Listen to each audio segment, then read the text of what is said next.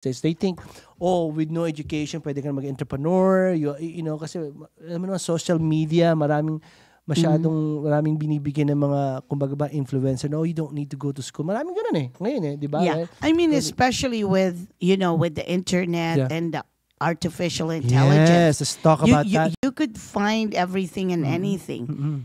I mean, honestly, para sa akin, I still believe in education. The reason for that is, kasi kapag nakatapos ka, you have that education. No one could take that away from you. Sa'yo yan I mean, karera mo yan, degree. Just get it out of the way and then whatever. Yun ang sinasabi ko sa anak ko, na anak, kasi nung una, parang mom, you know, I don't really want to go to college right after high school. Ang gagawin mo. O tapos? Sinabi ko sa kanya, anak, sabi ko, requirement yan. Yes, sabi ko, kailangan tapusin mong pag-aaral mo kasi para sa'yo yan, hindi para sa akin.